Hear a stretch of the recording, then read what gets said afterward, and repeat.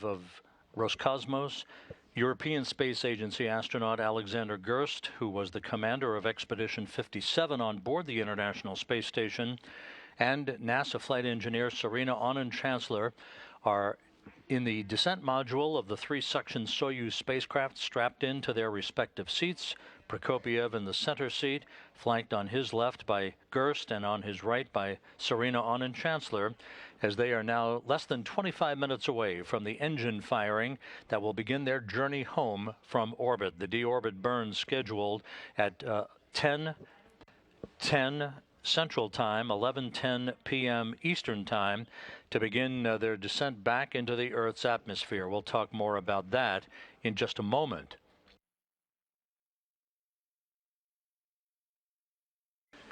A little over 5 hours ago at 4:30 p.m. Central Time, the three departing crew members crawled through the hatchway from the Rosviet module on the International Space Station into their Soyuz MS-09 spacecraft, posed for a few final pictures before Prokopyev closed the hatch between the Soyuz and the International Space Station. That was followed a few minutes later as Oleg Kononenko, the new Expedition 58 commander, with his crewmates David St. Jacques of the Canadian Space Agency and Anne McLean of NASA, closed the station hatch to isolate themselves from the departing Soyuz vehicle. Over the course of the next couple of orbits of the Earth, there were leak checks performed on both sides of the docking interface to make sure that we had an airtight seal between the two craft. That set up the undocking of the Soyuz from the International Space Station. The undocking occurred at 7:40 p.m. Central Time, 8:40 p.m. Eastern Time, as the two spacecraft flew over southeastern Mongolia. This is a replay of the MS-09 spacecraft departing from the Rosviet module. Hooks were open on both sides of the docking interface. Springs pushed off against the docking interface for both vehicles, and the Soyuz flew free of the International Space Station. There were a couple of quick engine firings of 8 seconds and 15 seconds in duration, respectively. That increased an opening rate between the Soyuz and the International Space Station that has increased over the course of the last two orbits. The crew on board the Soyuz, Prokopyev, Gerst, and Auñón-Chancellor, had previously suited up with their Russian Sokol launch and entry suits to prepare for the deorbit burn and the landing. This is a great view in this replay of the undocking and the initial separation of the Soyuz from the International Space Station. As we approach the deorbit burn coming up in just 22 minutes, that will be a 4-minute, 36-second engine firing, a retrograde braking maneuver to slow the Soyuz down by 128 meters per second, allowing it to drop out of orbit for its descent back to Earth. 28 minutes after the deorbit burn, the pyrotechnic separation of the three sections of the Soyuz will take place. The upper section, the habitation module, the lower section, which is the engine compartment, will separate from the descent module with the crew members on board. The heat shield facing the direction of travel, a blading heat that will build up around the vehicle that will reach temperatures of about 2,500 degrees Fahrenheit. Once the crew members pass the regime of peak heating, there will be a series of commands to deploy parachutes about 15 minutes before touchdown. First, a pair of pilot chutes, then a drogue chute, and finally a large main parachute that will be deployed to significantly slow the descent of the Soyuz vehicle down to a manageable velocity. The altimeter on the base of the Soyuz vehicle will feed computer information to the onboard computers about how far it is off the ground. That will result in a final braking maneuver of what are called soft landing engines, and the Soyuz will be home, with landing scheduled at 11:03 and 21 seconds p.m. Central Time, 12:03 and 21 seconds a.m. Eastern Time, which will be 11:03 and 21 seconds a.m. at the landing site in Kazakhstan.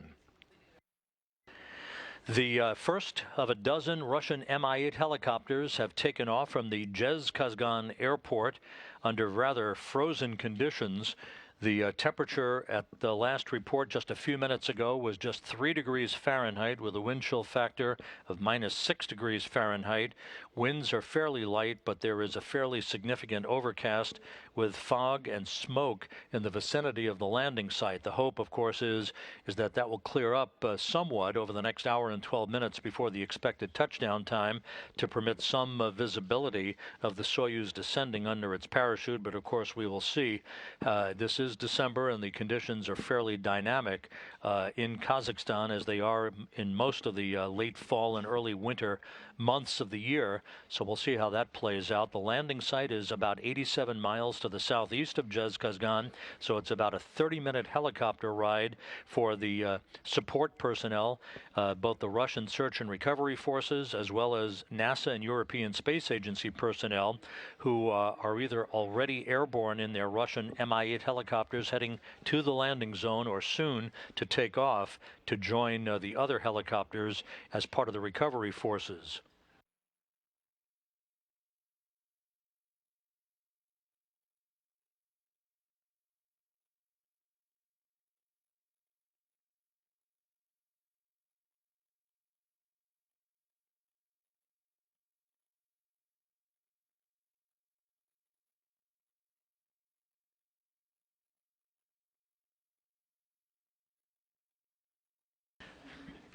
The impending landing of the Expedition 57 crew to complete its mission will wrap up 197 days in space for Prokopyev, Gerst, and Auñón-Chancellor since they were launched in the MS-09 spacecraft from the Baikonur Cosmodrome in Kazakhstan back on June 6th. They experienced a 2-day journey to the International Space Station, docking on June the 8th. So they will have spent 197 days in space, 195 days on the station, a mission spanning 3,152 orbits of the Earth, a mission of 83.3 million miles. For Prokopyev and Auñón-Chancellor, their first mission into space, again, would tally 197 days. For Alexander Gerst, who served as the Expedition 57 commander, he now will have accrued almost a full year in space, 362 days on his 2 long-duration flights, more days in space than any other European Space Agency astronaut in history.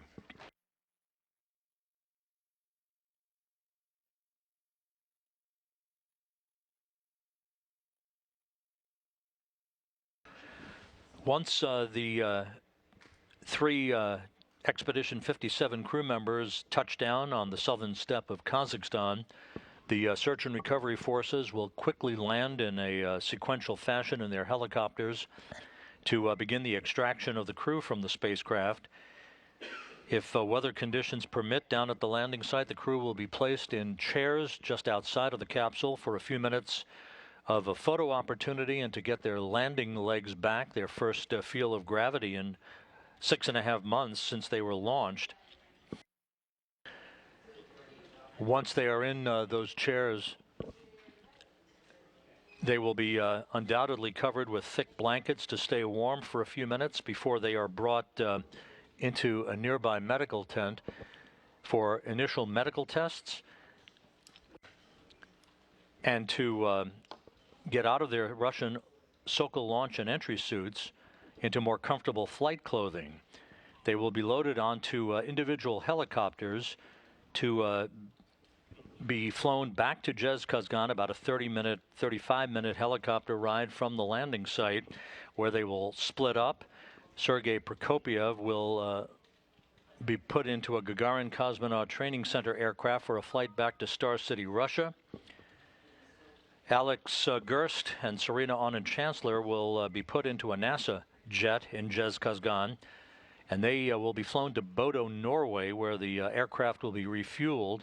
Gerst will disembark, say farewell for the time being to Auñón-Chancellor, and he will board a European Space Agency aircraft that is already in Bodo for a flight to the European Astronaut Center in Cologne, Germany. Auñón-Chancellor will continue on back to her home in Houston.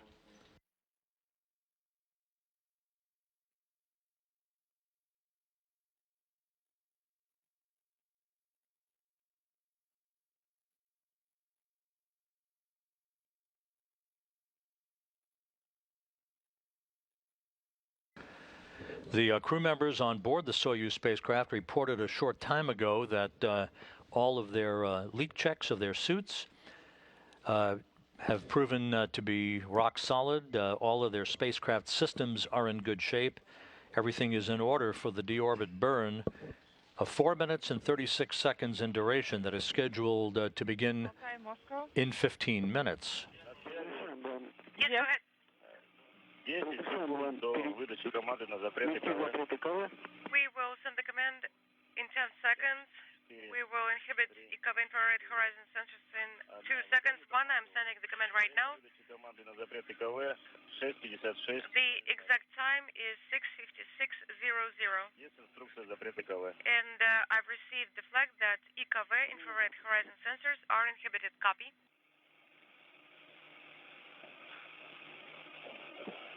К2 не горит. A2 is not illuminated. Готовимся к включению СКД. Copy. Переходим к шагу 8. We are going to step 8. Принято. Copy. Ожидаем 7:02:52. We are waiting for 7:02:52. We'll be performing the maneuver at that time. At this hour, the Soyuz MS-09, which is flying under the call sign of Altai, that's the call sign selected by Soyuz Commander Sergey Prokopyev, named after a mountain range in southern Siberia, is flying over the southern Pacific Ocean from northwest to southeast, soon to cross the southern region of the Andes Mountains over Chile, and across southern Argentina back out over the South Atlantic on this orbit of the Earth. Once again, the deorbit burn is scheduled now just 13 minutes from now. 4 minutes and 36 seconds, a retrograde braking maneuver to slow the Soyuz down. You'll hear the crew calling out milestones along the way of this deorbit burn to keep tabs along with the Russian flight controllers there in this view from a balcony camera overlooking the Russian Mission Control Center. They will be watching the data coming in, looking over the crew's shoulders as they execute the deorbit burn. Just 10 seconds after the burn is complete, the upper section of the Soyuz that has been the focus of quite a bit of attention over the past few months, the habitation module, will be depressurized. That is standard operating procedure. About 10 seconds after the completion of the deorbit burn, its job complete, the depressurization conducted in advance of the pyrotechnic separation of the modules, the 3 sections of the Soyuz, that takes place 28 minutes after the deorbit burn is complete.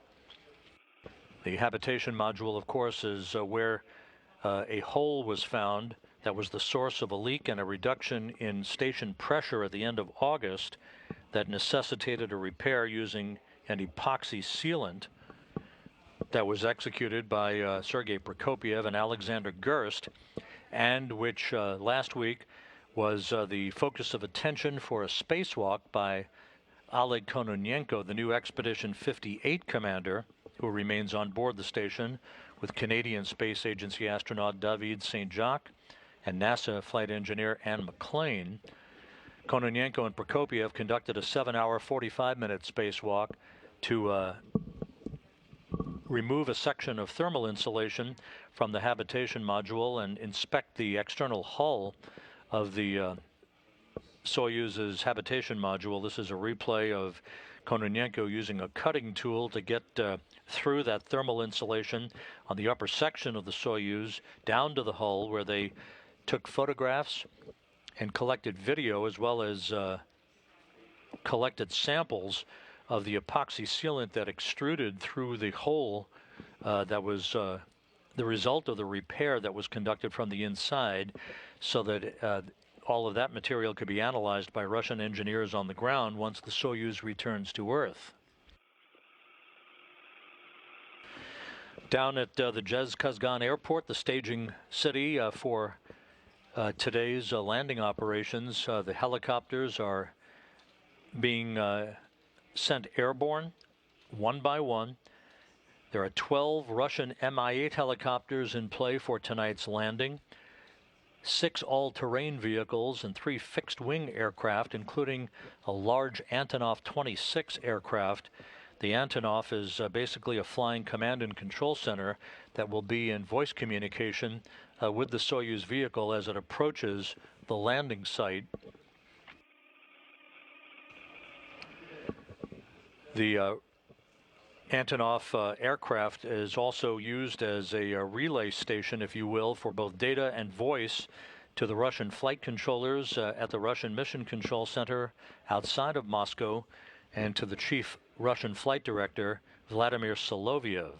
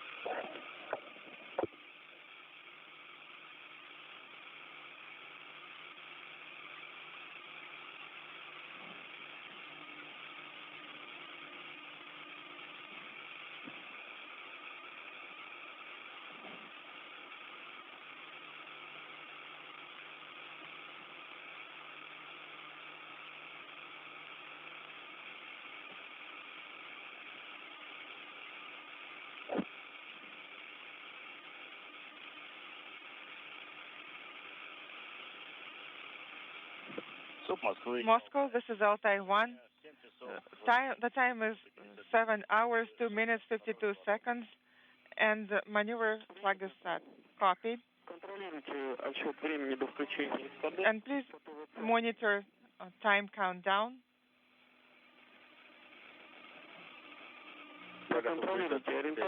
I'm ready to send L3 command.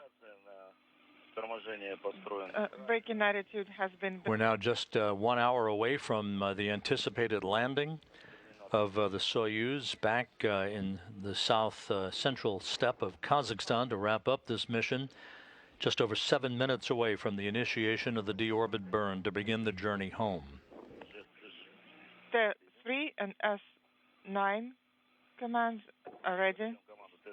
Sending test 3 command. Test 3, yes. S9 command sent. And you can send Gerst 3 command in advance. Sending Gerst 3 command.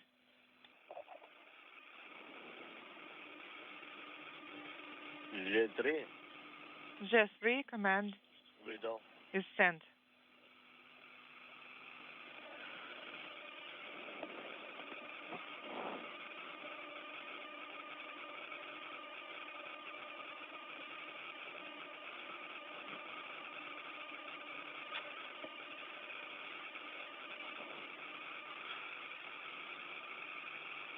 Скоро будет подача О2. O2 supply will begin shortly.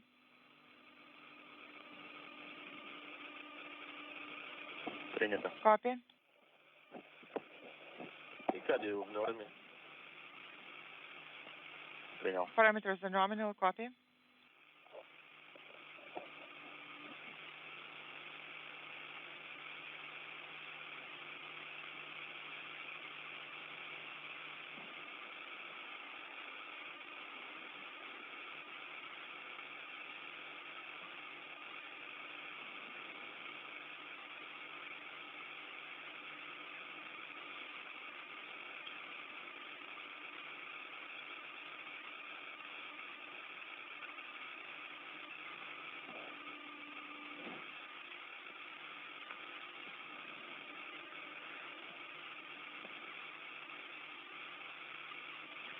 Хочешь, что я на линейка А или Is it line A, на линейке L буду, да? or I will be on line L and I will switch to A? Okay.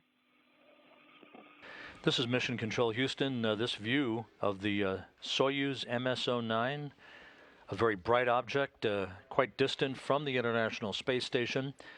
Since it undocked from the spacecraft about 2.5 hours ago, we are just 4.5 minutes away from the initiation of this 4-minute, 36-second engine firing to begin the trip home for Sergey Prokopyev, Alexander Gerst, and Serena Auñón-Chancellor.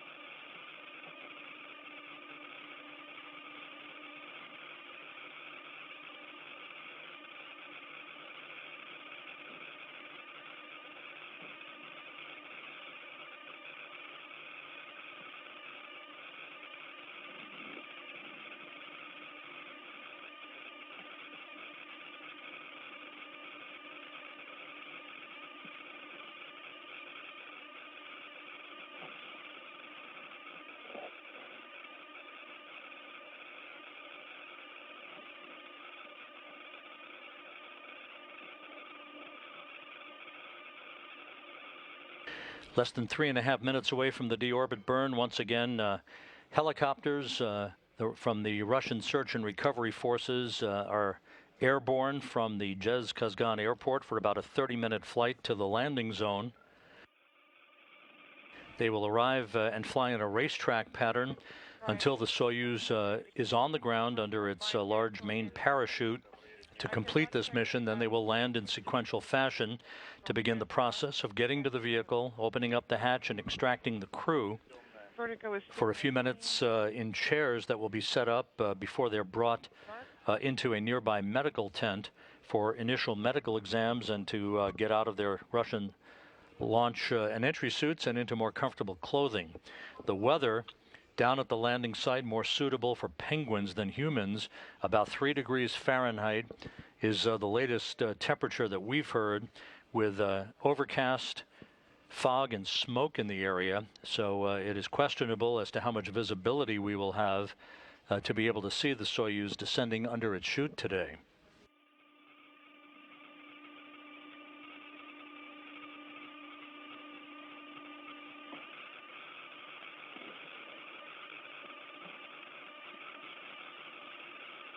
СКД. 2 minutes prior to SKD ignition. I confirm combined GSO. Inside 2 minutes now until the deorbit burn. Vertical generation. в норме.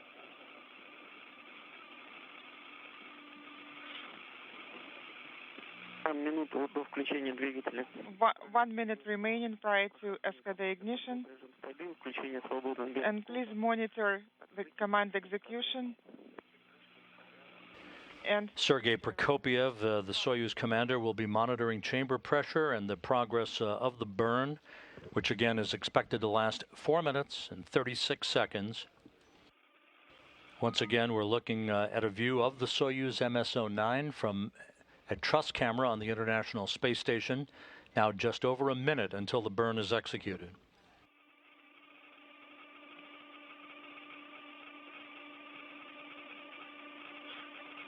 Время минута до СКД. 1 minute prior to SKD ignition. I confirm combined GSO and stabilization mode, and Идет открытие. confirm power and free gyroscope flags. Covers are open. Крышка СКД открыта. SKD cover is open. Принято. Copy.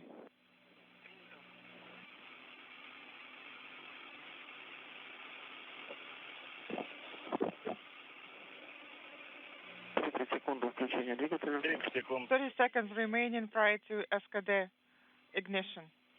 Я нахожусь на формате маневр. I switch This is Mission Control Houston. just seconds away from the start of the deorbit burn.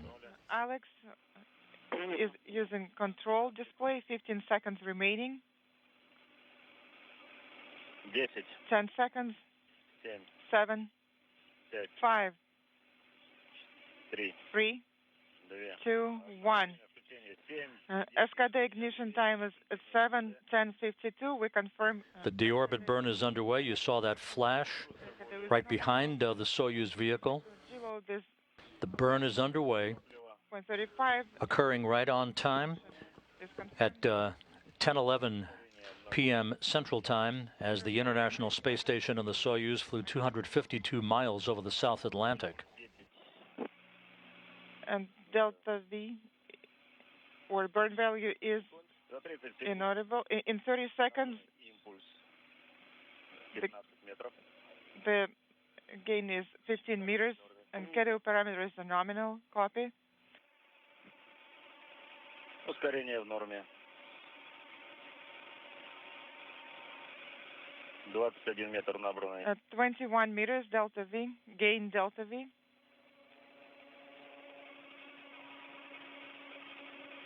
За минуту нам In 1 minute, we have gained 27 meters per second, 65. and KDO parameters are nominal.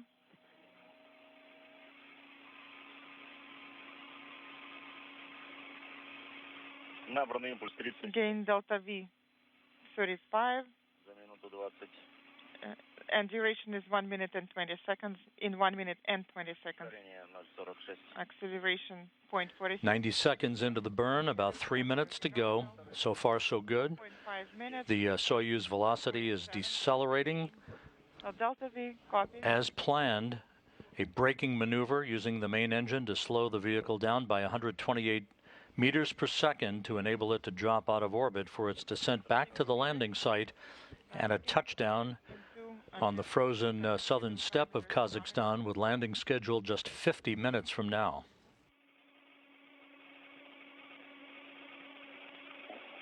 За 2 минуты набрали 55 метров. We have gained 55 meters in 2 minutes. Copy. Скорее в норме. KDO parameters are nominal.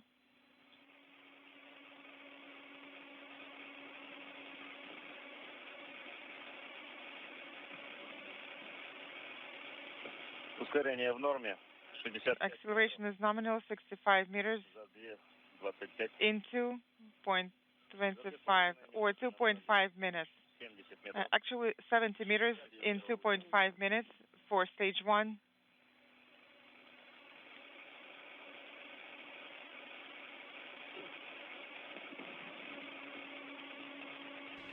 The deorbit burn going well, almost 3 minutes now in duration, about a minute and a half to go. 2 minutes and 55 seconds. Скорее в норме. KDO parameters are nominal, 81 meters in 2 minutes and 30 seconds. Так, за 3 минуты. Actually, 3 minutes.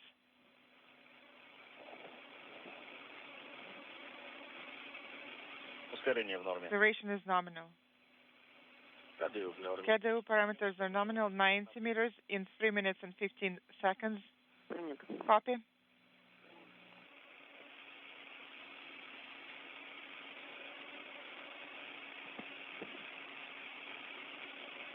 Ускорение в норме. За Acceleration is nominal. набрали 90. We have gained 98 meters in 3 minutes and 30 seconds. KDO parameters nominal.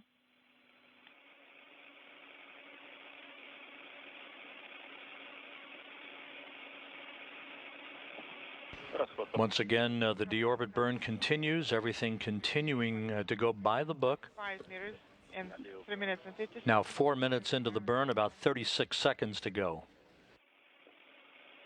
111 метров. 111 meters in 4 minutes. Copy. Скорее в норме. KDO parameters are nominal. And please monitor GECA main command or cutoff command, standing by for cutoff command. 4 minutes, 20 seconds since the burn began. We're standing by for the cutoff. Acceleration parameters nominal, KDO parameters nominal, 122 meters in 4 minutes and 23 seconds. Copy. Есть ЕГК. I confirm SKD cutoff command and 7, 15:30. This is the cutoff command time. Delta V is 128.2, and I confirm TD. The burn now complete, and our visiting vehicle officer here in Mission Control reports a good burn. Sergey Prokopyev, Serena, Auñón-Chancellor, and Alexander Gerst now beginning the final leg of their journey home. We're standing by for the depressurization of the habitation module, the upper section of the Soyuz vehicle. Separation according to TVC display. Copy. Bow pressure is dropping. 380 is the pressure reading.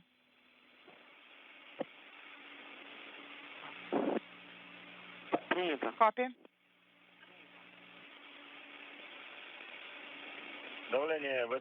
SA pressure is nominal. It is 775.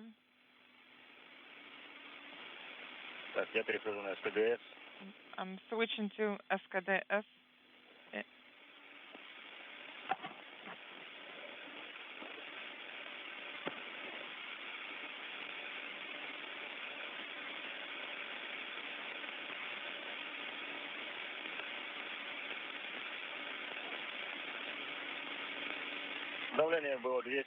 Bow pressure is at 200.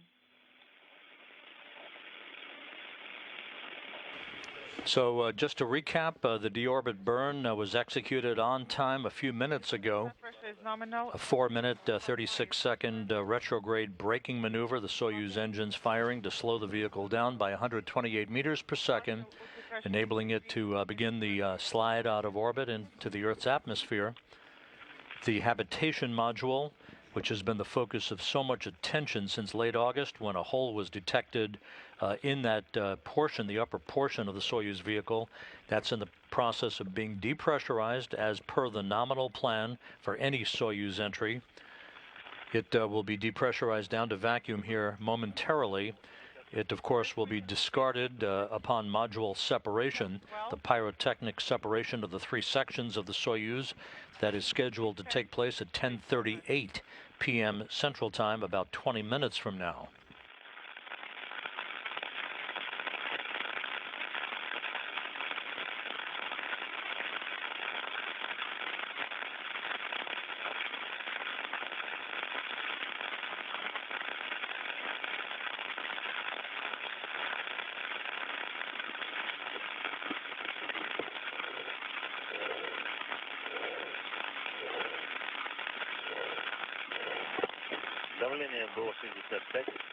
Bow pressure is 65.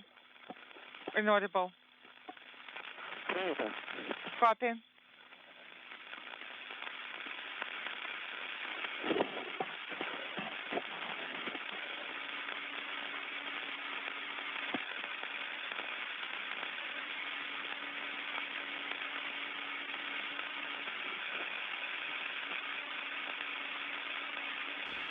All of the helicopters associated with the Russian Search and Recovery Forces, Rosaviatsia, the civil aviation branch of the Russian Air Patrol, all of those vehicles are now airborne from the Gerst airport.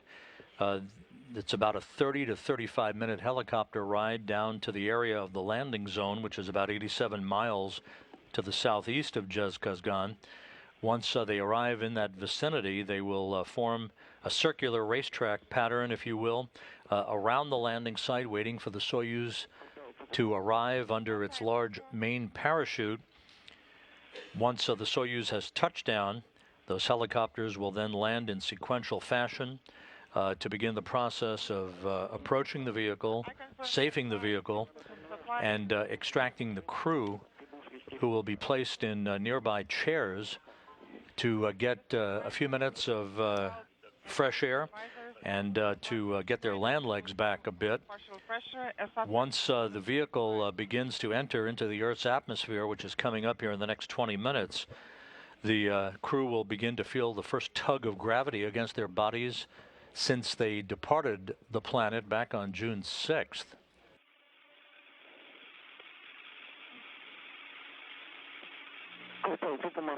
Altai, Moscow, how do you read me?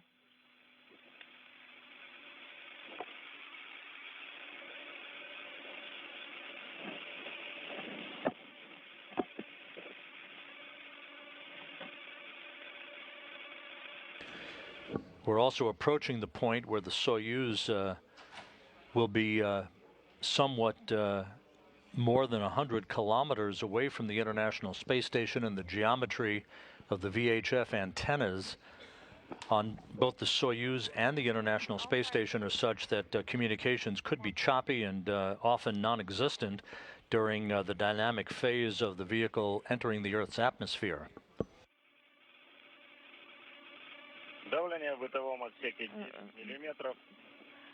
10 millimeters is the bow pressure, and bow is ready for separation. SR pressure is at 778.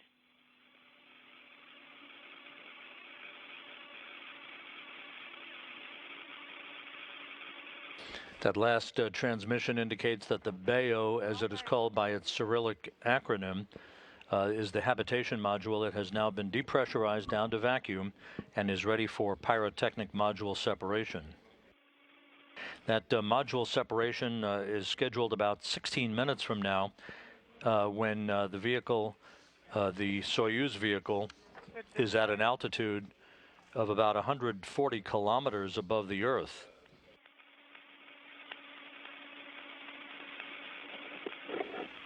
The Soyuz and the International Space Station flying currently over the South Atlantic in a southwest to northeasterly track, approaching the west coast of Africa.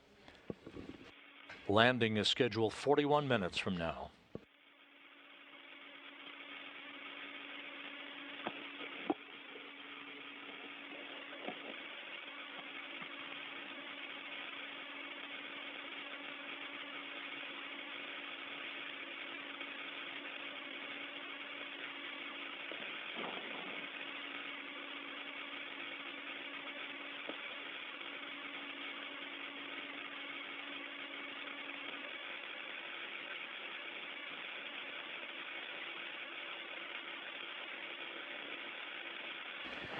Taking social media questions once again on hashtag AskNASA.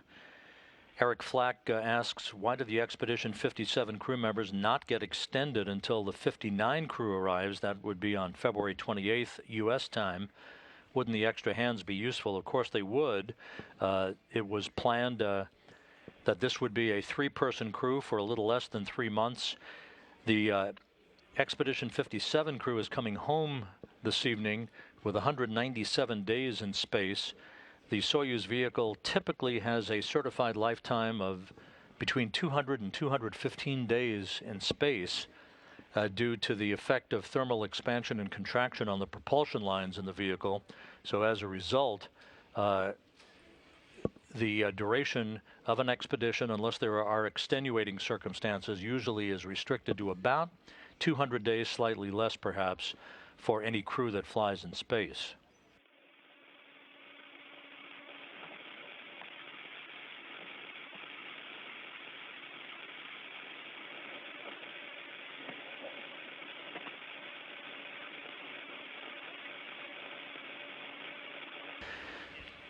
And this question, what happens to the other 2 sections during the entry, as we've mentioned before? Coming up here in about 14 minutes will be the pyrotechnic separation on computer command of the 3 sections of the Soyuz. The top section, the habitation module, and the lower section, the instrumentation and propulsion module, burn up in the Earth's atmosphere. They are no longer needed. The center section, of course, is the descent module. The crew is strapped in to that portion, and that is the portion that brings the crew home to a parachute-assisted landing on the steppe of Kazakhstan.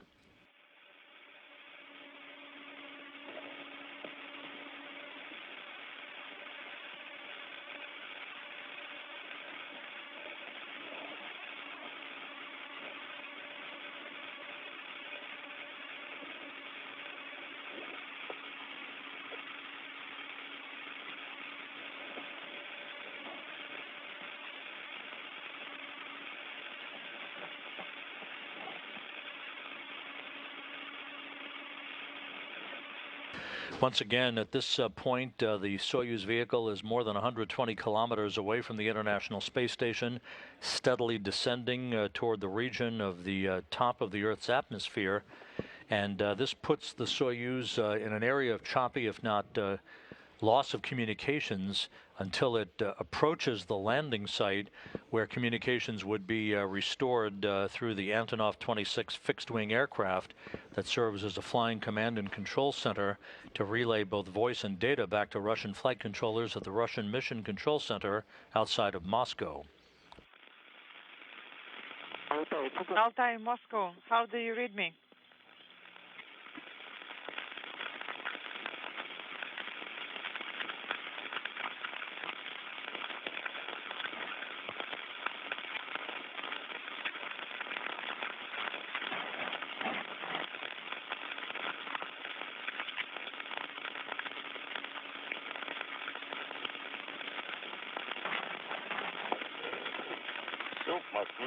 Moscow, this is Altai 1. How do you read me? Okay, we can hear you well. Altai 1. And you're coming in with interference, with noise. And just a reminder that after you close your visors, Alex will be providing detailed commentary. And please release push-to-talk button 6 minutes prior to separation. And you will be pressing push-to-talk button without using the scopper.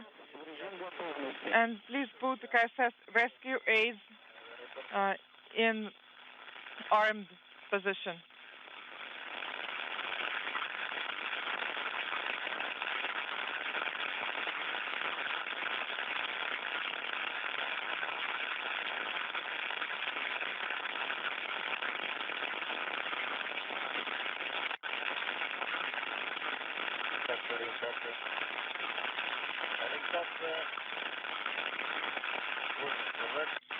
Inaudible.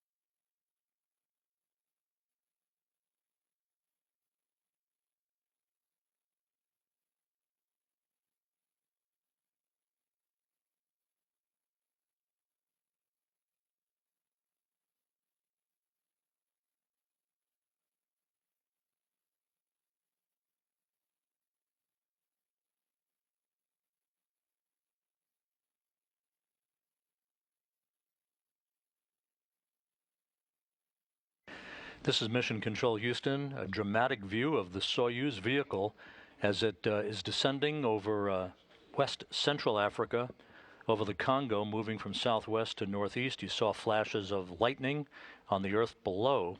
The Soyuz steadily making its way, barreling towards a touchdown 33 minutes from now on the frozen steppe of Kazakhstan, where the search and recovery forces are about to arrive in a dozen Russian Mi-8 helicopters to greet the 3 crew members. This is a view we have not seen before, taken by one of the cameras on the truss of the International Space Station.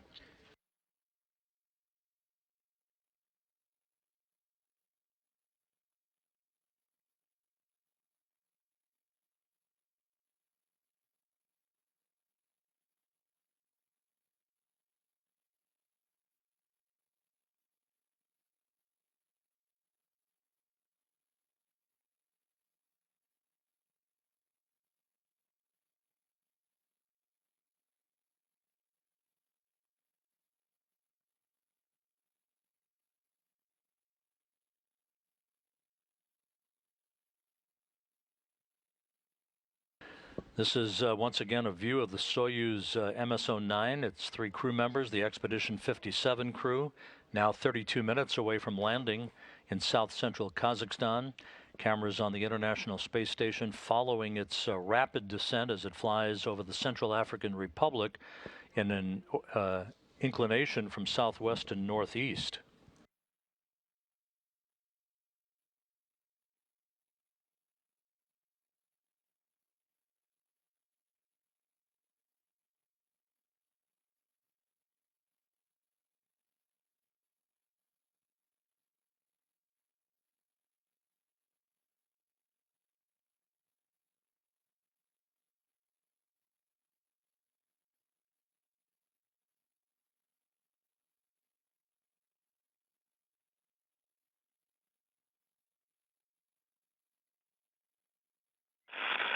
Я готов. Готово. Unintelligible. Ну, давайте. Закроем первое. Закрываем. We are closing the visors. Ален, закрываем. You can hear the crew on board Soyuz MS-09 saying that they're preparing to close visors as we are some 5.5 minutes away from the pyrotechnic separation of the 3 modules. The center section, the descent module, where the crew is strapped into their seats, Prokopyev in the center seat, flanked on his left by Alexander Gerst, on his right by Serena, Auñón-Chancellor. They are all set for the final stages of their mission, with landing scheduled 30 minutes from now, just to the southeast of the town of Gerst, Kazakhstan.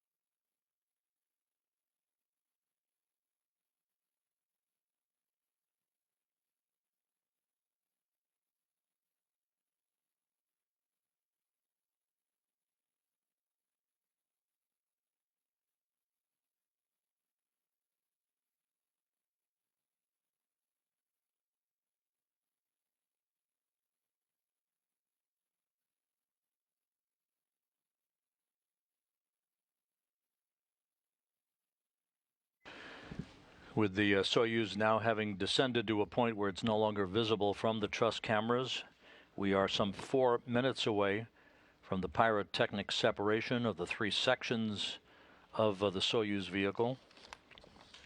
Алтай, КСС в режим готовности. Закрываем гермошлемы. Altais, Включаем автомат КСС. get ready, close the visors, activate KSS in the automatic mode.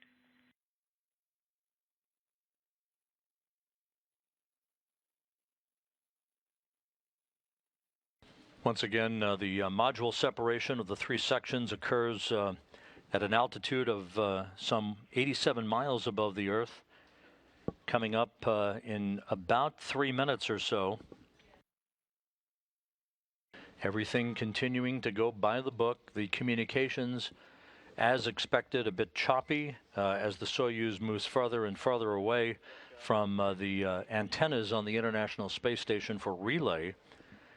Communications should improve somewhat when we see the Soyuz passing within range of the Antonov 26 fixed-wing aircraft that is currently flying over the landing site to the southeast of Gerst, Kazakhstan.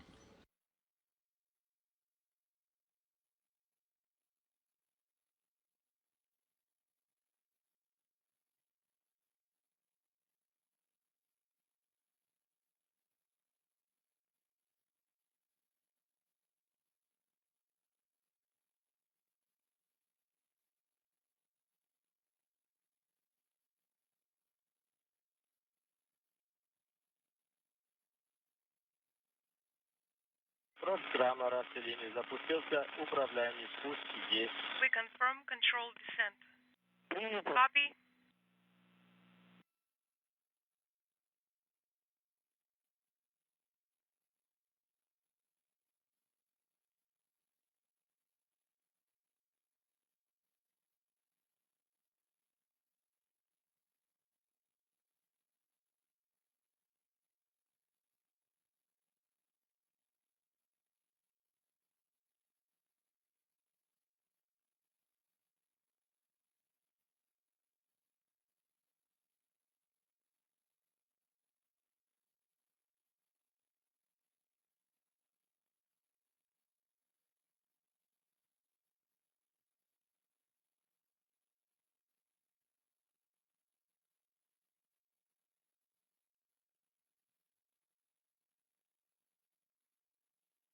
This is Mission Control Houston. We're about a minute away from this event. That will be the computer-commanded separation of the three sections of the Soyuz vehicle, leaving only the descent module to re-enter the Earth's atmosphere with its heat shield pointed in the direction of travel, repelling heat that will build up around the spacecraft to about 2,500 degrees Fahrenheit.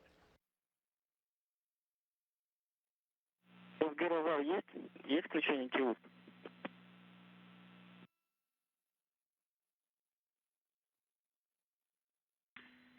Altais Moscow, do you see TU's activation?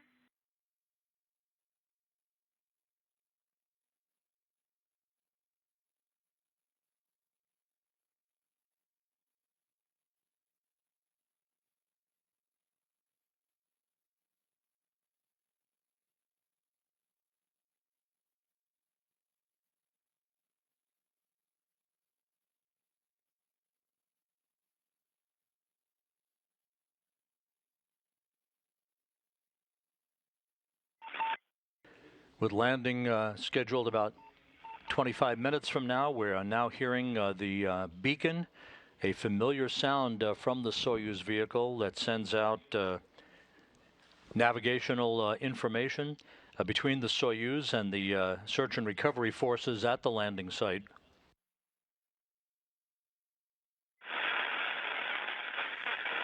And we now have confirmation of module separation through data received at the Russian Mission Control Center outside of Moscow. You're looking at a view of the ISS flight control room there in the town of Korolyov outside of Moscow.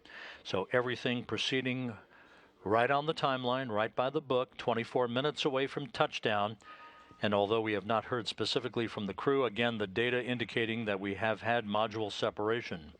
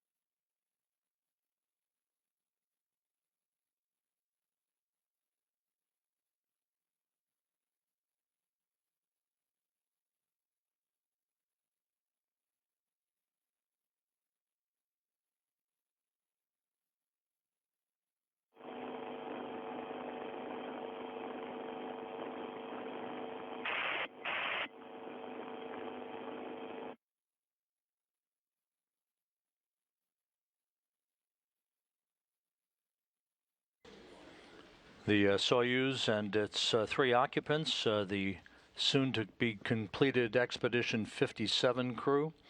They are 22 minutes away from touchdown and now are entering the Earth's atmosphere, feeling the first sensation of gravity since they launched 6.5 months ago.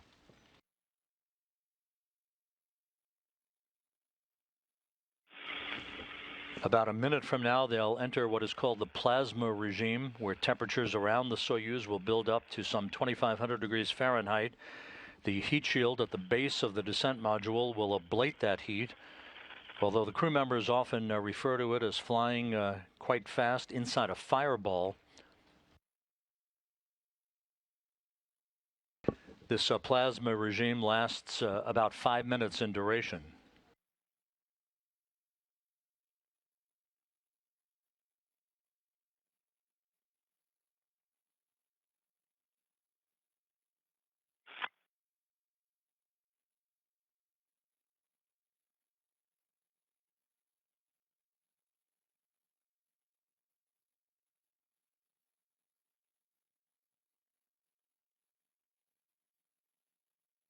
Less than 21 minutes until touchdown.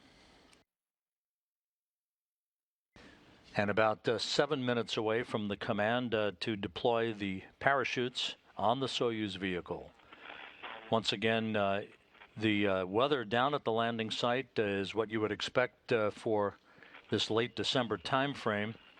Temperatures in single digits Fahrenheit, overcast skies. The winds are not particularly frisky, but there is reported to be fog and smoke in the area.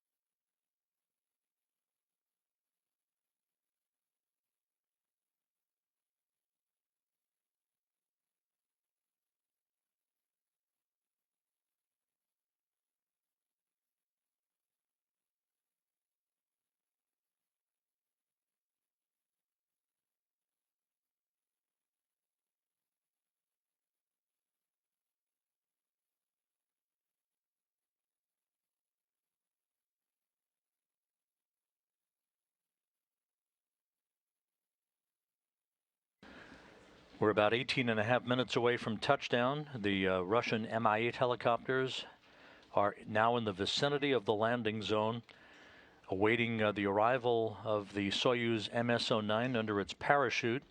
That chute deployment is scheduled less than 5 minutes from now.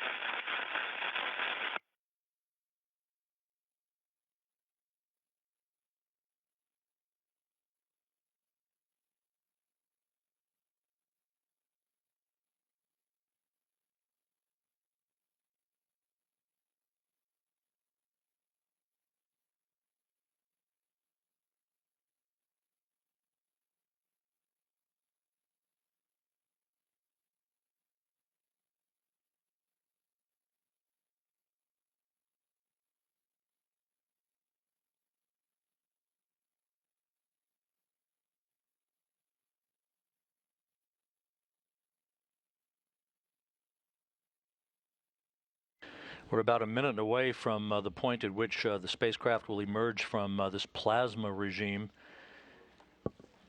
during which time the crew has experienced about 4 to 5 Gs against their bodies.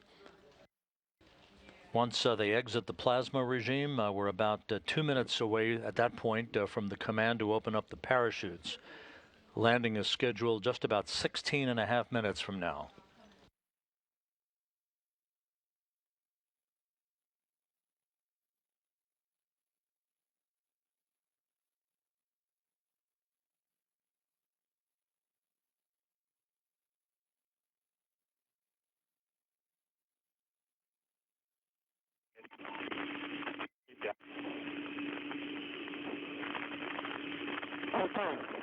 Altais, how are you feeling?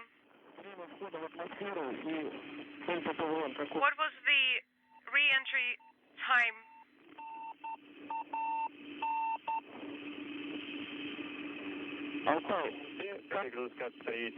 Altais. Copy. How can you copy? How do you read us?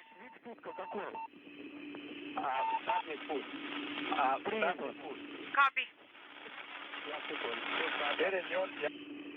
Unintelligible. 5 seconds. Yes, we confirm 5 seconds.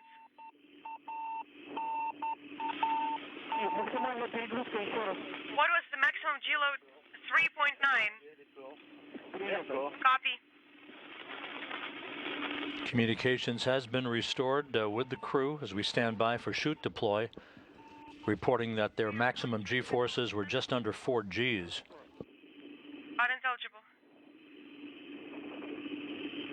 The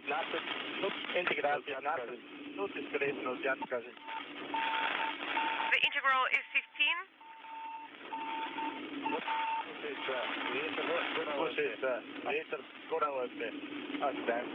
Unintelligible.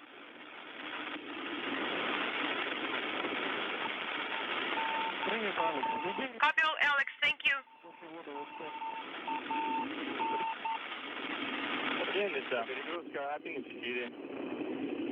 The G load is 1.4. Copy.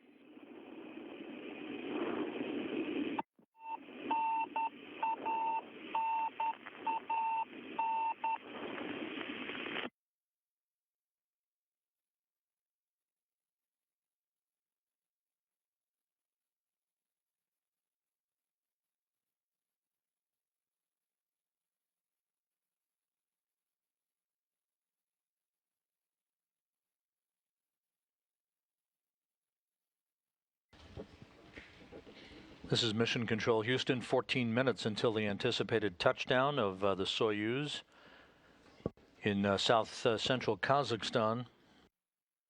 We're standing by for confirmation of shoot deploy. The crew reporting that they had a nominal entry through the plasma regime with a buildup of just under 4 Gs.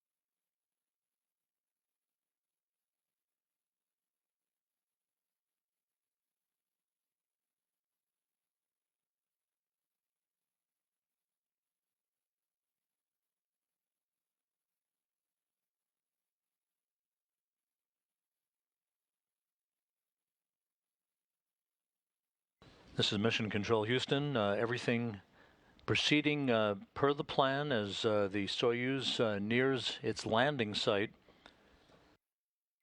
Just about 12 minutes until touchdown.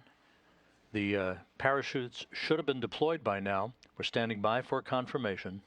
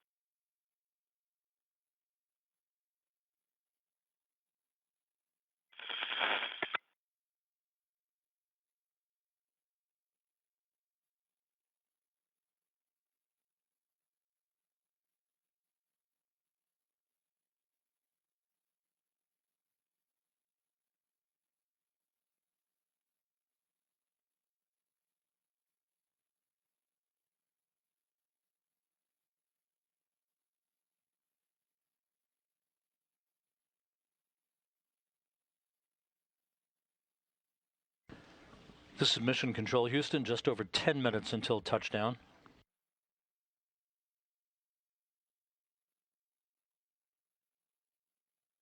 There is our first view from the landing site. Television from the landing site showing all-terrain vehicles in position. The temperature is in single digits Fahrenheit. As we await the arrival of the Soyuz vehicle, you can see that the skies are somewhat overcast on this December day. It is Thursday morning at the landing site, just before 11 a.m. Kazakhstan time. 10 minutes until touchdown. The Soyuz heat shield should have been jettisoned by now, exposing the altimeter at the base of the descent module that will sense the relative position of the Soyuz to the ground and ultimately issue a computer command to the Soyuz to fire its braking rockets just a few feet off the ground.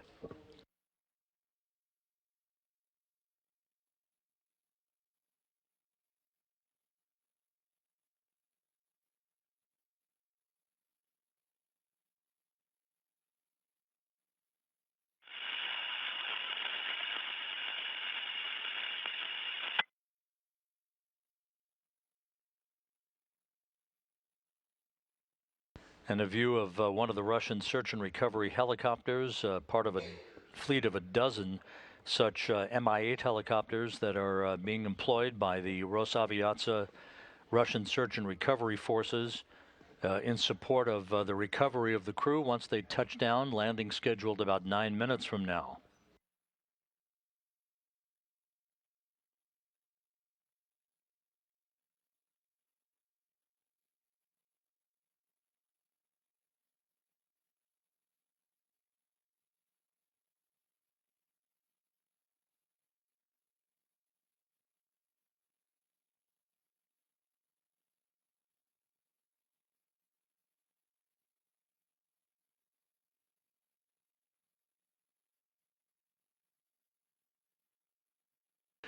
Russian flight controllers at the Russian Mission Control Center report that they have established voice communication with the Soyuz MS-09. The crew reports it is feeling well just 8 minutes before touchdown.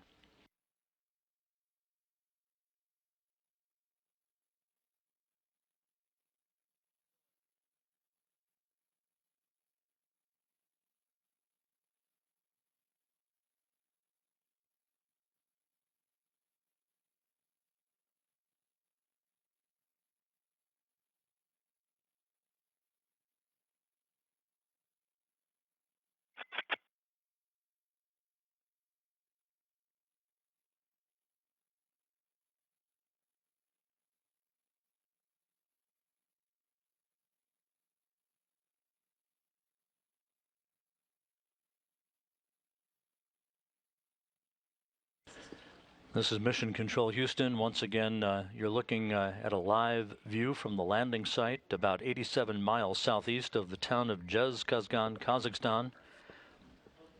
The temperature in single digits. This is in the wake of about half a foot of snow that fell at the landing site over the past few days. Landing is scheduled about 7 minutes from now. The report coming in from the search and recovery forces that they have established voice communication with the crew on board MS-09 and that they are feeling well.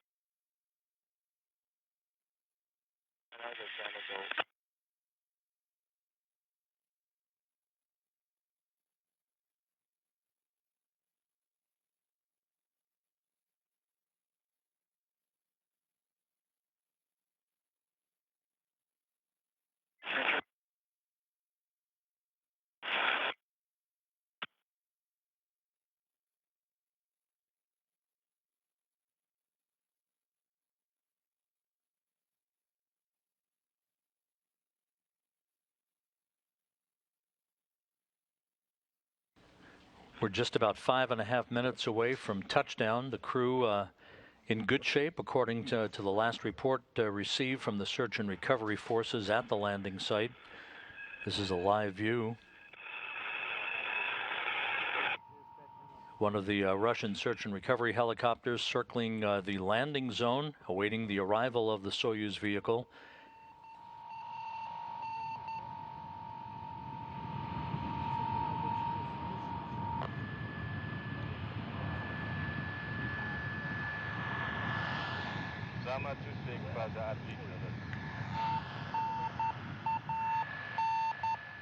And the navigation beacon, that is a familiar sound, indicating the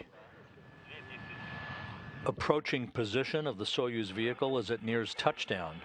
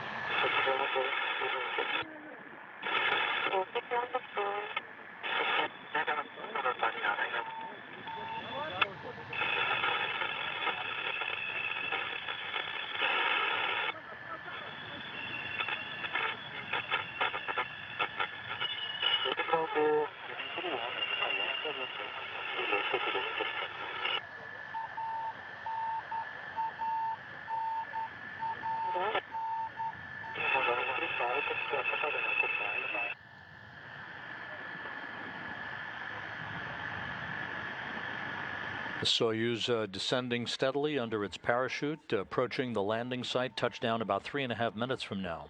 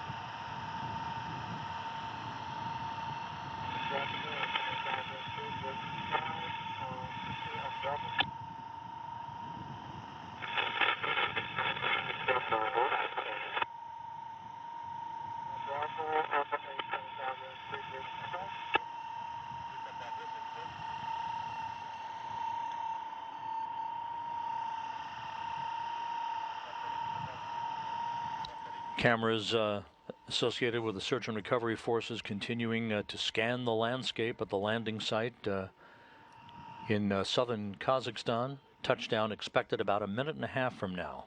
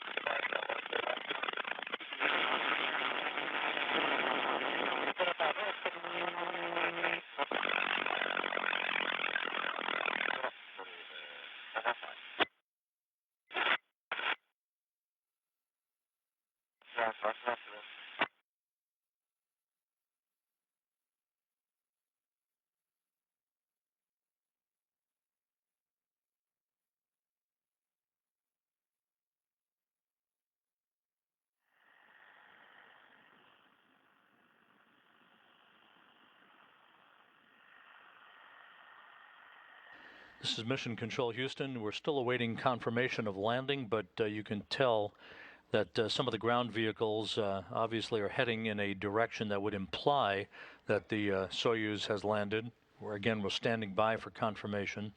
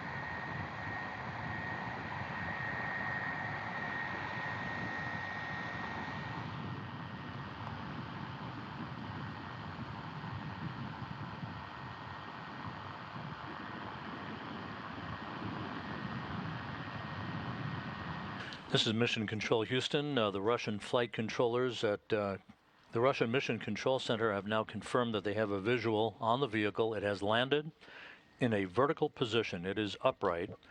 So the Soyuz MS-09 stuck the landing on the eve of the 50th anniversary of humankind's first voyage to the moon. A multinational crew returns to Earth after spending more than a half year in space.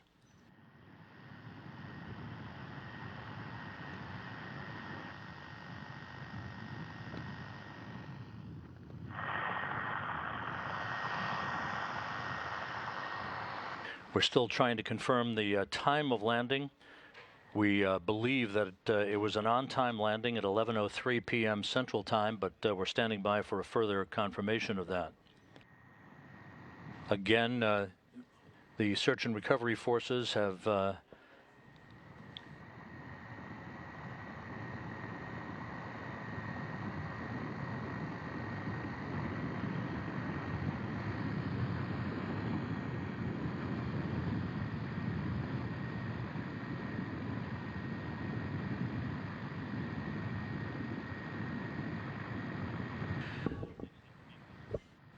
And now we're hearing that the landing time was just a touch ahead of schedule at 11:02 p.m. Central Time. So unofficially, the landing time 11:02 p.m. Central, 12:02 a.m. Eastern Time.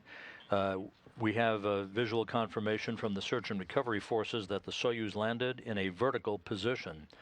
The ground vehicles are making their way toward the spacecraft to begin the process of safing the vehicle and extracting the crew, while the Russian Mi-8 helicopters begin the process of landing in sequential fashion to assist in the post-landing operations.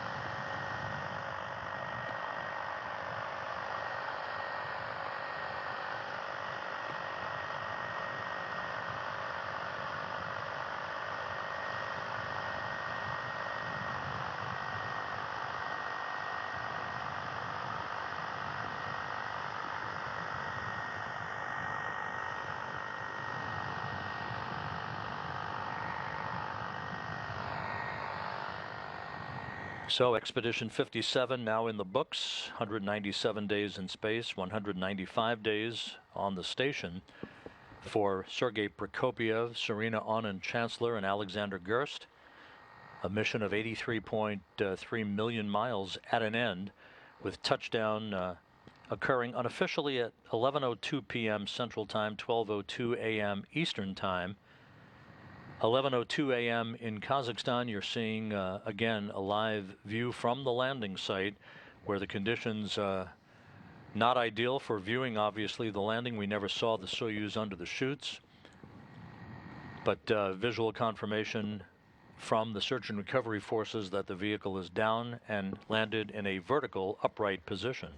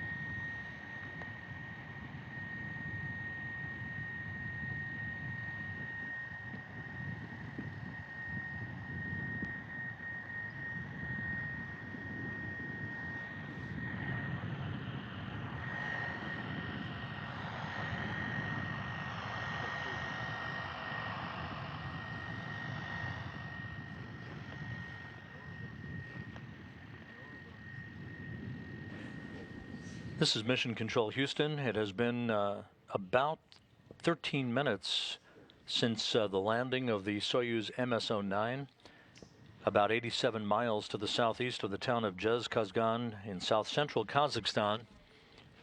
The crew reporting it is feeling well. The Soyuz landed in an upright vertical position, and both ground vehicles and Russian Mi-8 helicopters are making their way toward the capsule to begin the process of safing it and extracting the crew to bring them into a nearby inflatable medical tent for post-landing medical exams and to get out of their Russian launch and entry suits.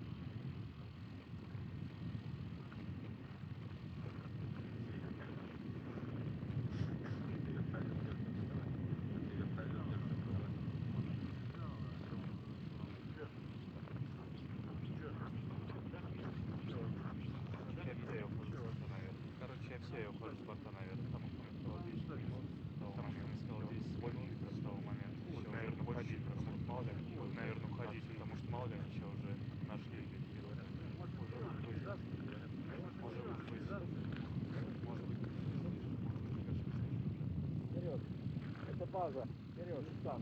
Это база. Как там еще стоять на борту? Как там еще стоять на борту?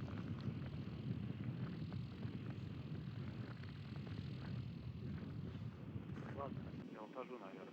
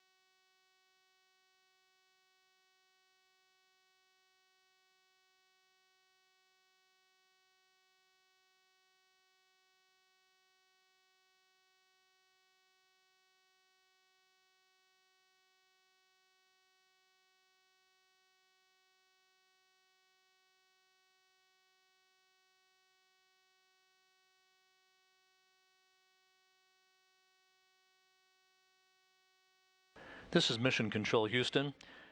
The report from the Russian Mission Control Center is that the search and recovery forces are landing in sequential fashion in their Russian Mi-8 helicopters along with a series of all-terrain vehicles, and they are at the spacecraft that touched down approximately 18 minutes ago at 11:02 p.m. Central Time, 12:02 a.m. Eastern Time.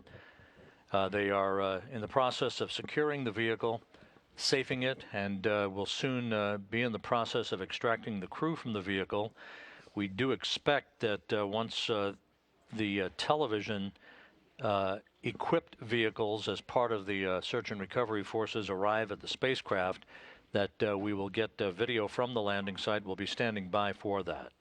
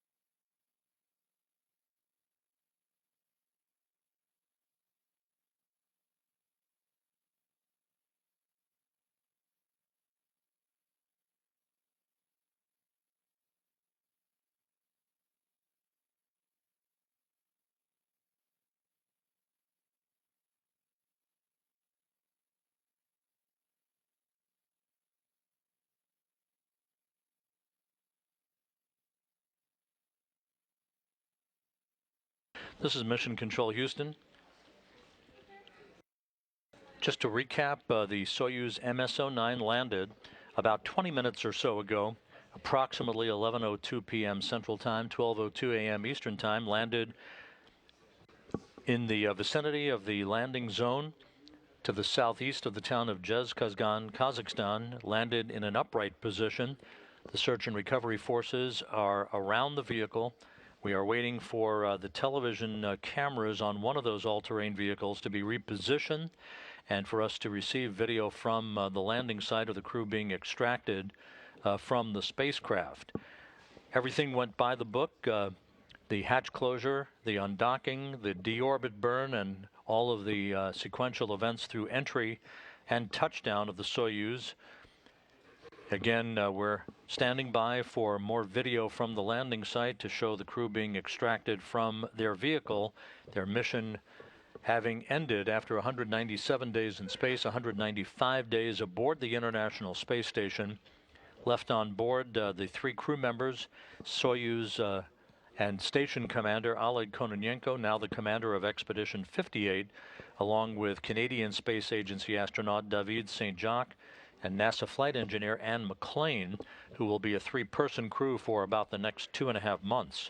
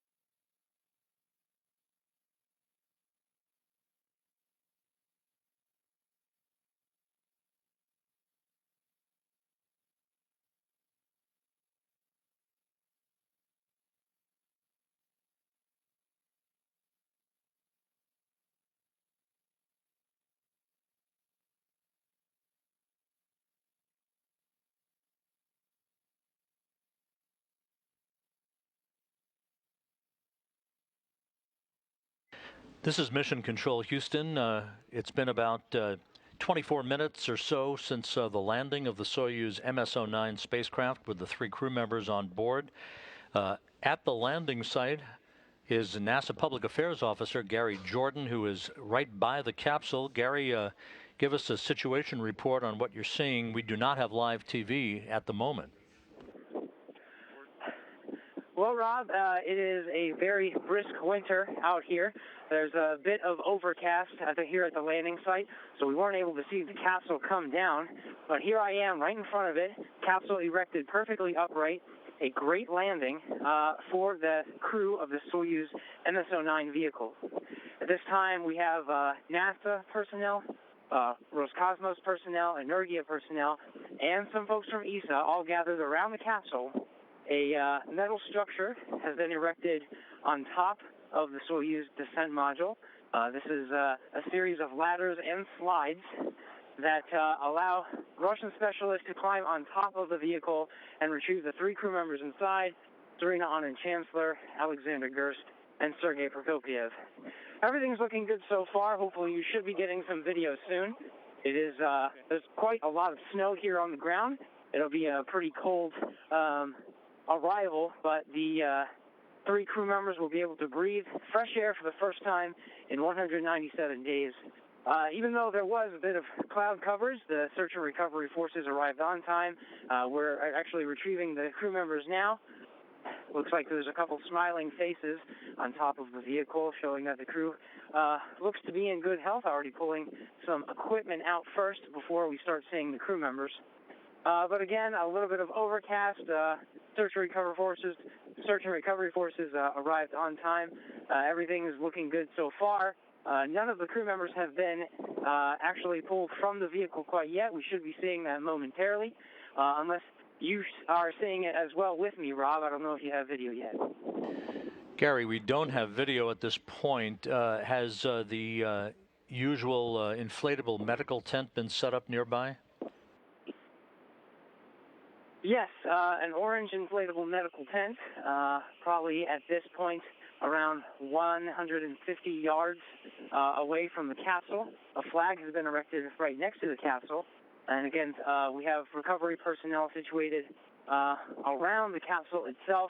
There's an orange medical tent, again, 150 yards away. It seems that all of the helicopters have landed, and all the personnel that are part of the search and recovery forces have arrived here. I'm not sure if you're seeing video yet, but we can see some of the gloves have been removed from the crew members and have been taken out of the capsule so far. A series of checks before they actually start pulling the 3 spacefarers out here soon.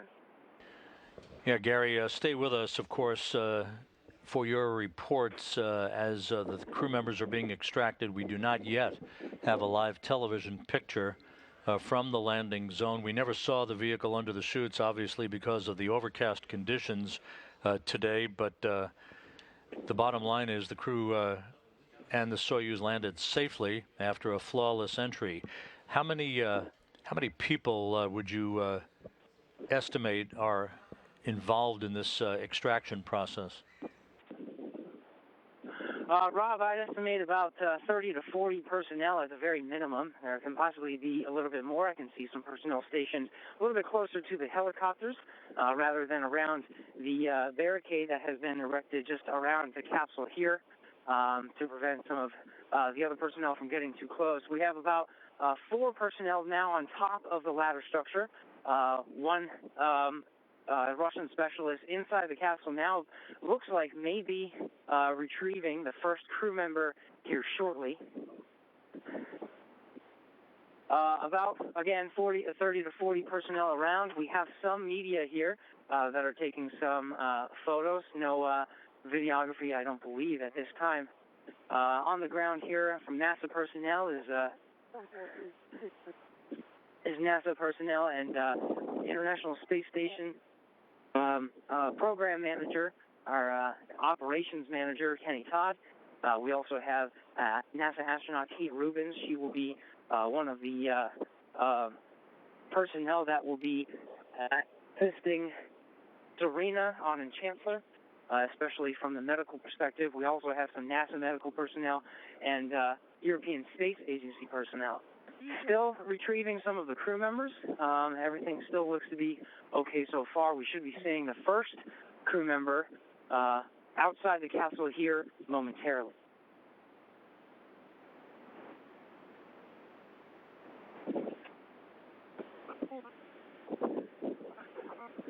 Gary, we're now getting a video of the extraction process, and we see what you've been talking about as the first crew member is pulled out of the Soyuz. This is probably the Soyuz commander, Sergey Prokopyev, if they follow the usual procedures of getting the first crew member out from the center seat of the Soyuz. And our understanding is that the temperatures are in the single digits Fahrenheit there, so not the most ideal day, sporting conditions for this time in December. Tell us what you're seeing, Gary. It is indeed cold, a little light snowfall, but Sergey Prokopyev currently with a smile on his face, waving to the personnel here on the ground, being assisted by the Russian specialist down the slide. Seems to be in good health. He still has a smile on his face. Of course, it was a long journey coming down, and this is the first time he squared the air from the Earth in 197 days. Being carried.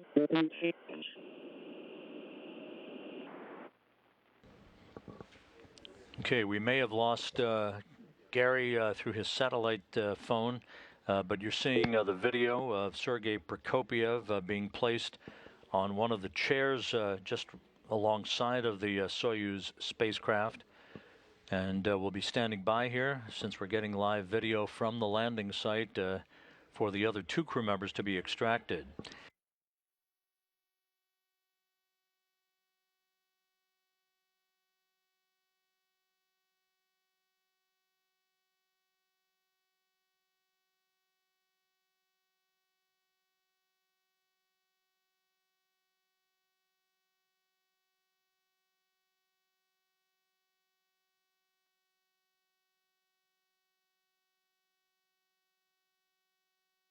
Again, you're watching live video from the landing site of the Soyuz MS-09.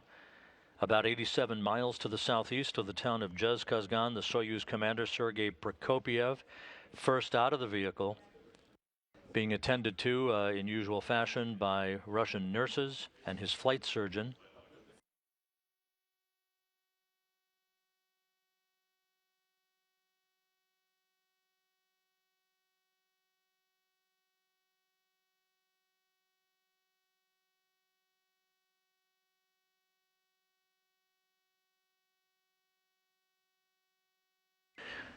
With the Soyuz spacecraft safely on the ground, both a NASA Gulfstream jet and the Gagarin Cosmonaut Training Center aircraft are now being repositioned from the staging city in Karaganda, which is about 2 hours to the northeast of the landing site. Those aircraft are being repositioned to Gerst, Kazakhstan, so that it will wind up being a short helicopter ride for the crew members once they complete their initial medical tests in the nearby medical tent that has been erected. And once they have an opportunity to doff their launch and entry suits and get into more comfortable clothing for the 35-minute helicopter ride back to Gerst, Kazakhstan.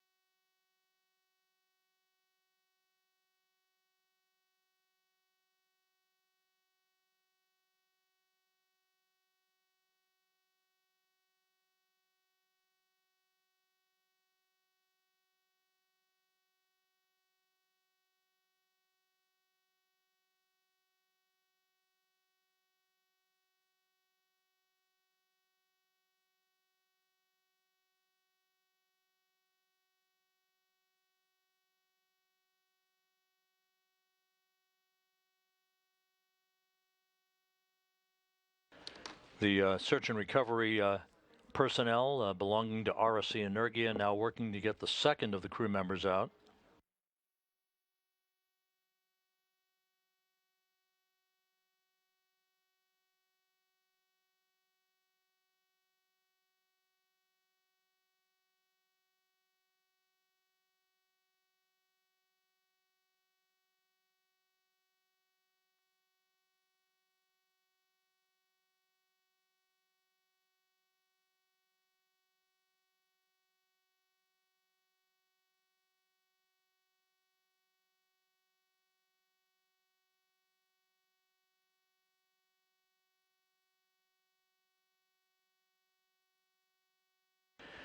This is Mission Control Houston, continuing to receive video from the landing site as the extraction of the Expedition 57 crew continues. We've reestablished communications with NASA Public Affairs Officer Gary Jordan, who's in the field right by the capsule. Gary, tell us what's going on. We do have live video at the moment. Hey, Rob, I'm not sure if you heard my last report before I dropped off. Sergey Prokopyev seated in the middle of 3 seats. The 3 crew members, once all extracted from the Soyuz MS-09 descent vehicle, will be seated in these 3 seats, positioned right here in front of the cameras and the views that you're seeing live today. Prokopyev underwent a series of medical checks while in the seated in his seat right there, next to the medical personnel surrounding him currently. Smile on his face. Looking pretty good so far. Russian specialist now back on top of the ladder structure, about to retrieve the second of the 3 crew members inside MS-09 today. Gary, it's our understanding that the Gagarin cosmonaut training aircraft and the NASA Gulfstream jet that brought you from Houston to Kazakhstan, along with other NASA personnel, are being repositioned to Gerst, a short helo ride away. That obviously designed to reduce the amount of travel time in fairly inhospitable conditions today. Indeed, Rob, we took the AN-26 aircraft out of Karaganda yesterday afternoon, landed in Gerst just fine. Helos and aircraft and search and recovery forces already stationed there, one of the normal deployment cities for some of these landing operations that we're seeing today. The difference, as you mentioned, it will be that we will return back to Gerst for the welcome home ceremony. We arrived at that airport early this morning to stage for deployment out here to the landing site today. We'll return there again for the welcome home ceremony, where the 3 crew members will be greeted by various Roscosmos personnel and leadership that will have presented the ceremonial gifts and wardrobe that are accustomed to the welcome home ceremony. That ride, as you mentioned, is a little bit shorter. We deployed a bit early just to make sure that we were able to see the aircraft. Unfortunately, we were not able to see the spacecraft land from our helicopter, the media helicopter that deployed a bit earlier than some of the others. However, we did get confirmation of the landing, and shortly after, we're right next to the capsule. This commute was just over an hour's time. This is a little bit shorter than the usual 2 hours that it takes to come from the landing site back to Karaganda, where the usual welcome home ceremony is staged. However, back in Gerst, I'm sure the crew members will be pleased for the shorter commute back to Gerst, where they will do the welcome home ceremony and ride the aircraft back to their respective homes. Serena, Auñón-Chancellor, and Alexander Gerst taking the G3 aircraft, splitting up in Bodo, Norway, where a separate aircraft will take Alexander Gerst back to Europe, and the G3 will continue on to Houston to take Serena, Auñón-Chancellor, back to her home in Houston less than 24 hours after her departure from Gerst later today. Search and recovery force is still positioned at the top of the ladder structure, the metallic ladder structure, about to receive the second of 3 crew members inside the vehicle. Gary, you were in one of the first helicopters to take off from Gerst for the landing site. Could you see from your vantage point in that helicopter the Soyuz under the chutes before it descended into clouds? Rob, unfortunately not. The various media were all positioned right on time for the landing here in the afternoon of, or I'm sorry, the late morning of their landing today. It looks like Serena, Auñón-Chancellor now being extracted from the vehicle. We weren't able to see those chutes deploy. I'm actually standing right next to the chute right now. Again, perfect landing. This Soyuz situated upright. Serena, Auñón-Chancellor now being extracted from the vehicle. Again, some of the forces that they undergo and the switch of the neurovestibular system from the microgravity environment to the Earth environment can be a bit taxing.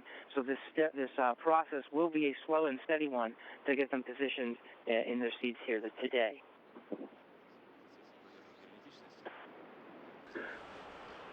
Okay, Gary. We will stand by here as the extraction of the crew members continues. We lost our video feed from the landing site for the moment. We'll be regaining that here shortly. It has been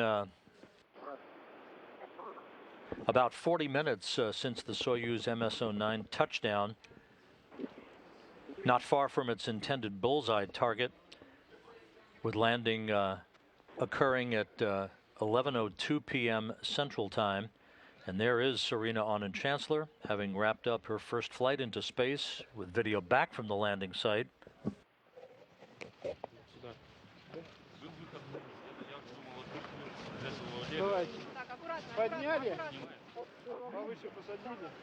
And Rob, I can confirm that Serena, Auñón-Chancellor being positioned in the right of the three seats here. Of course, Sergey Prokopyev already in the middle. Serena, Auñón-Chancellor now positioned in the right, medical personnel covering her up from the frigid temperatures that we are experiencing here at the landing site this morning. And we're seeing the NASA personnel, flight surgeons, Russian nurses, and other personnel around her. This is a typical scene as the crew members are bundled up against the frigid conditions. But nonetheless, Auñón-Chancellor with a smile on her face, having wrapped up 197 days in space. Step behind the line.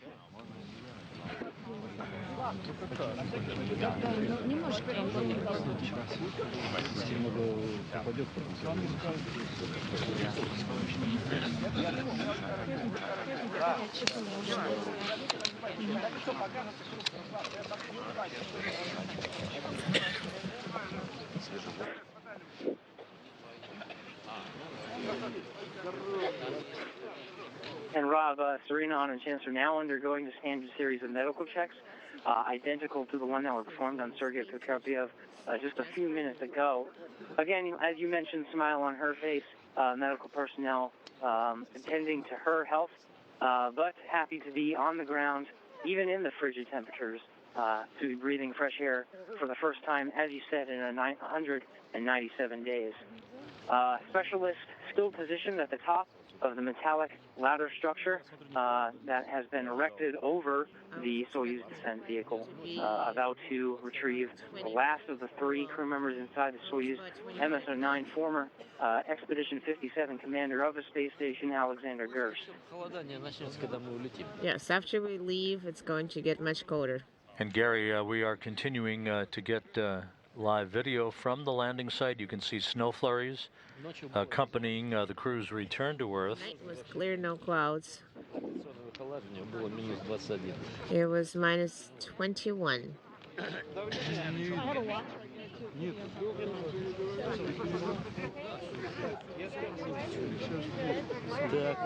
And we're getting views of Alexander Gerst. Okay. Smile on his face, waving to the personnel here situated on the ground. Back on the ground after 197 days in space, a record holder for European Space Agency astronauts for total duration in space, now being aided by the Russian personnel down the slide structure of the next to the Russian specialist here, and being carried over to the last of the three seats situated on the left here, in front of the media. He'll undergo his series of medical checks, of course, similar to Prokopyev and Auñón-Chancellor, and have a chance here soon after to be speaking with family to let them know that they, from their own voice, that they are here safe and sound on the ground here in the steppe of Kazakhstan. And Alexander Gerst, with the completion of this mission, you can see the big smile on his face.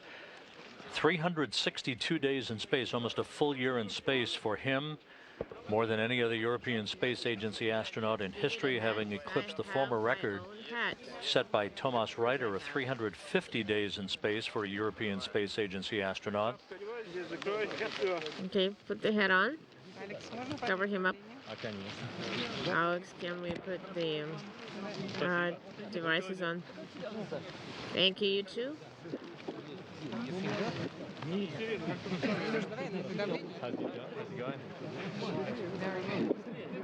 Very good. All three crew members are now out of the spacecraft. They're being attended to. You're looking at European Space Agency flight surgeon on the right and a Russian nurse, Yana Shelipova, on the left, as they are attending to Alex Gerst. And again, these three crew members soon will be carried from their position next to their Soyuz capsule, which landed upright, which of course helps facilitate the extraction of the crew.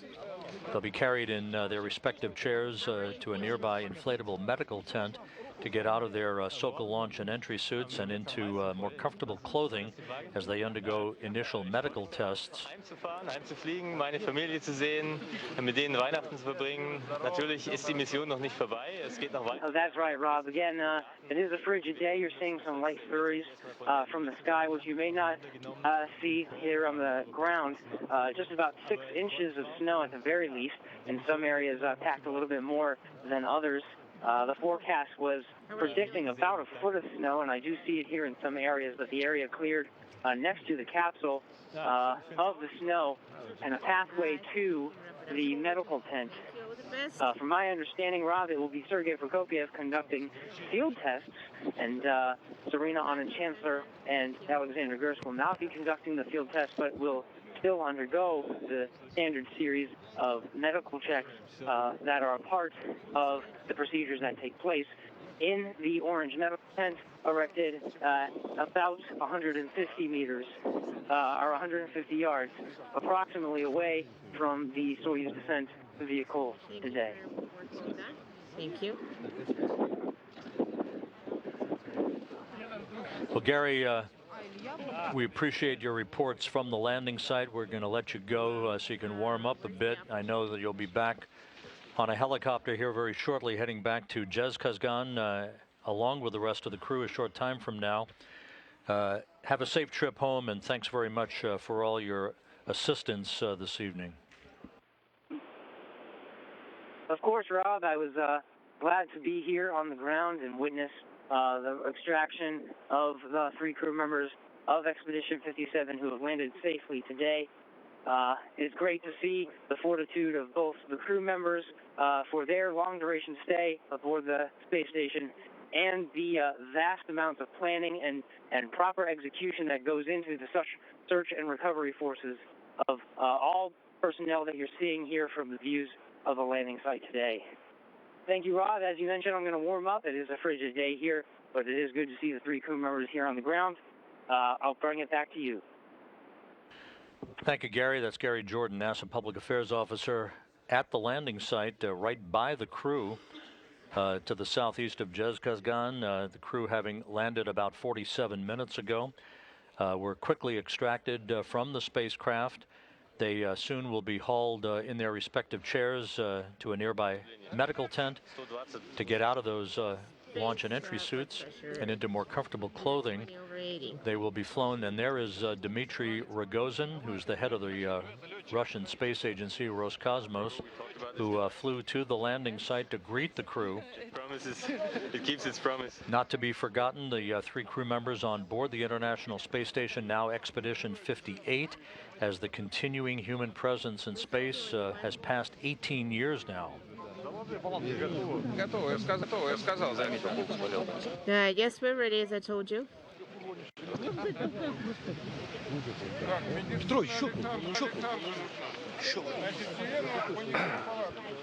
So let's bring Serena into the tent.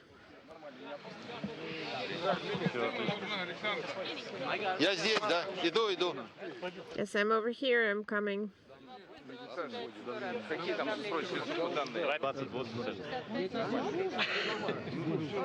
Auñón-Chancellor now being carried into the medical tent. She'll be joined there shortly by the other two crewmates. On board the International Space Station, the Expedition 58 commander, Oleg Kononenko, joined by David St. Jacques of the Canadian Space Agency and NASA's Anne McClain. They will be a three-person crew for about 2.5 months until the launch on February 28th U.S. time of Alexei Ovchinin, Nick Hague, and Christina Cook to bring the station back to a full 6-person capability. Alex Gerst being interviewed by a member of German television right there at the landing site.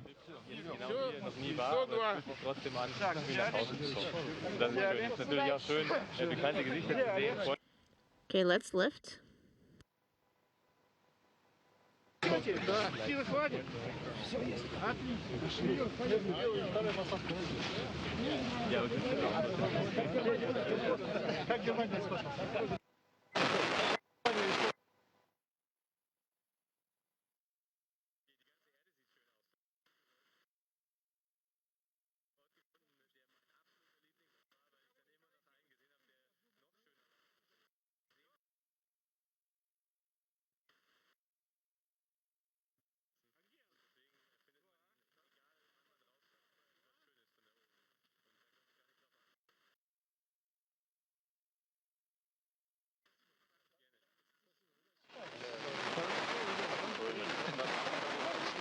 Again, you're looking live at Serena Auñón-Chancellor being brought into a nearby medical tent by the landing site there in Kazakhstan.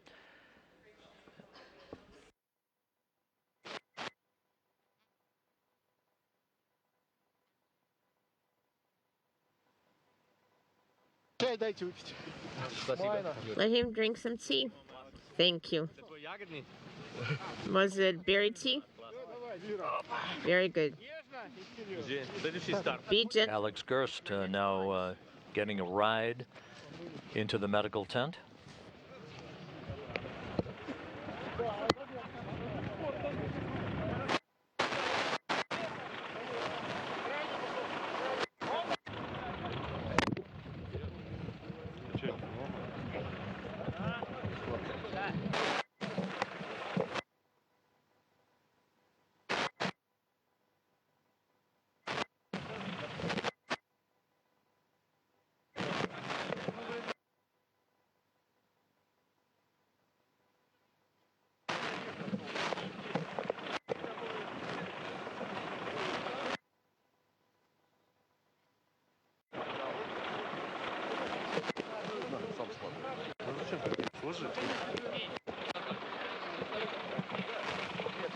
And Sergey Prokopyev now being brought to the medical tent.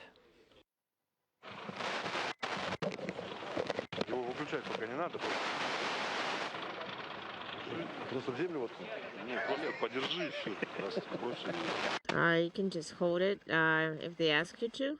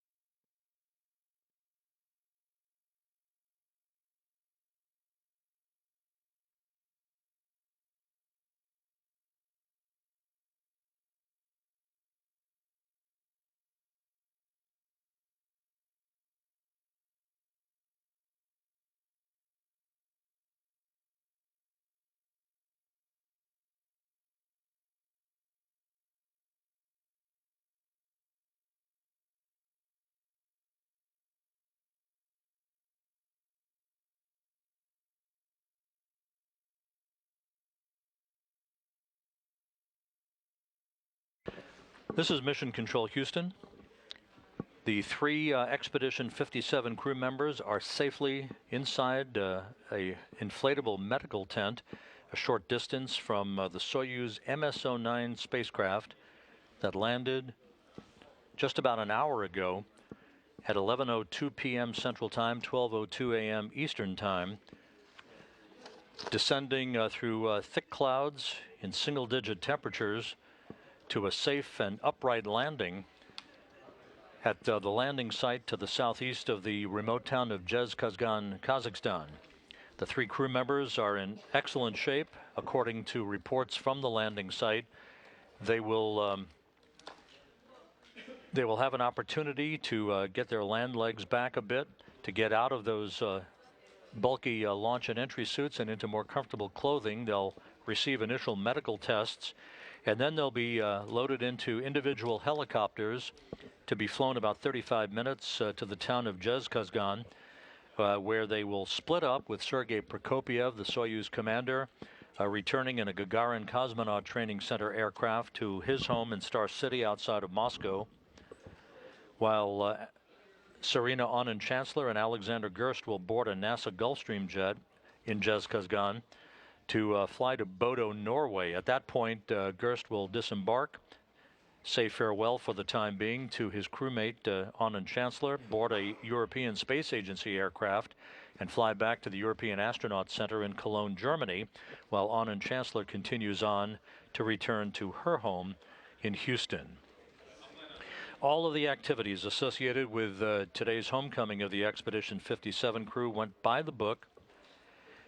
The hatch closure, the undocking, the deorbit burn, and all of the entry activities were textbook in fashion, resulting in the safe and successful landing of the Soyuz spacecraft to wrap up for this crew what was a 197-day mission in space, 195 days on board the International Space Station.